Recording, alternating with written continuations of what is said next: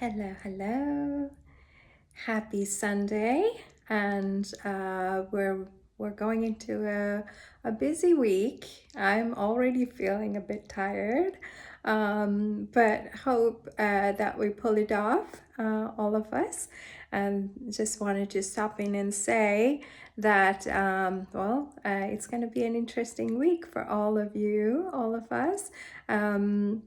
One is because there's a lot of distraction outside for young children, attractions and distractions, I would say.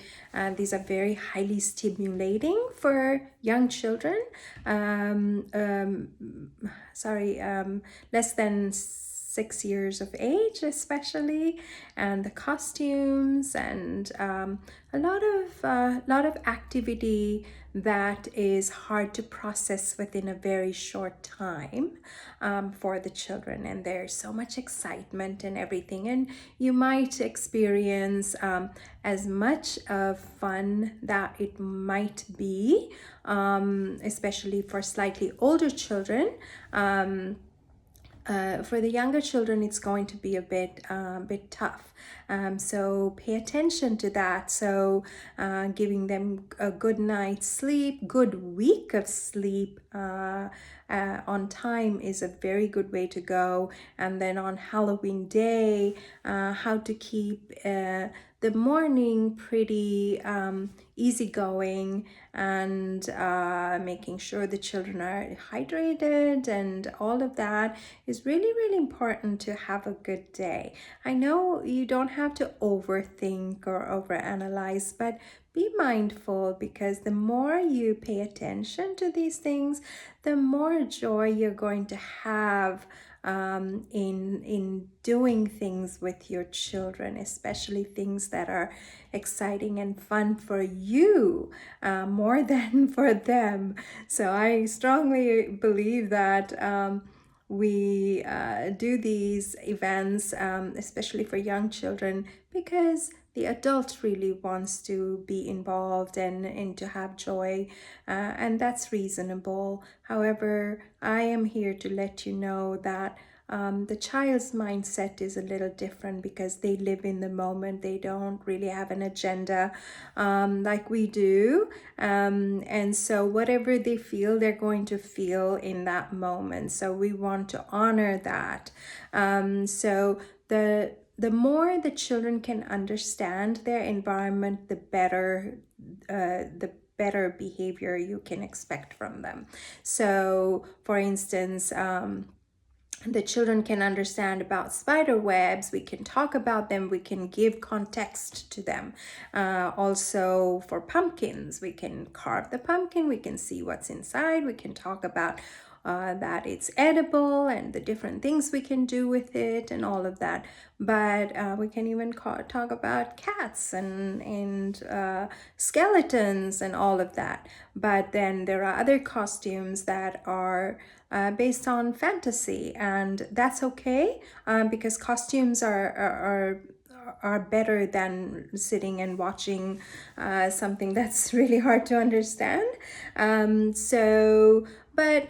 It's really good to give as much context as you can, because this is also culturally, in different cultures, Halloween is not the day that they celebrate, but the Day of the Dead, for instance, in Mexico.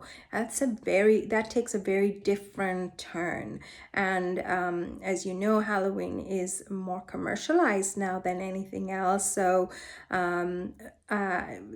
yes, pay attention to all of that and go with what the children are responding to. If the children are not responding well, if they're agitated, if they are overly stimulated, pay attention to that, so you can have a easier time and give them the guidance that you need to give them, making sure that they've slept well all throughout the week, not just that day, and then expect a reasonable amount of time for them to be exposed to being with crowds and children running around and all of that. It's going to be different, and it's going to be exhausting for them. So just pay attention to those things, because the children matter. So that's why I talk to you. So and of course they matter to you, but I'm just going to give you context from observations and what I know from all the great work that we do with the children. So and giving something that I really want to share is, like, I know a school, or many schools probably, but I know one school who really take this day to heart. And with the elementary children, they wear costumes, but it's also based on a lot of research. And for instance, they will study a character, meaning like Beethoven, for instance, or Jane Goodall, or anyone like that, and then they will wear the costume of that person, and then also do research on the subject matter. And so it becomes a lot more purposeful and joyous and understanding for the children, and as they put on a costume and talk about these different characters that they have studied about. So that's a really great way to honor this day. And they also call it the Day of Honor, and they actually invite guests who they can honor, which I have experienced in my own experience. So things like this, to be creative in meaningful, purposeful ways. I am bringing this information a little bit too late to you, and I'm sorry for that. However, the more you know, the more you can carry it forward. If not this time, next time. Also, as we're going into a joyous, a glorious season, which I hope would be. Let's kick it off with mindfulness and meaningfulness and great joy. So I'm wishing you a happy week ahead. Thank you for tuning in. Thank you always for listening. And I'll see you very soon. I love you.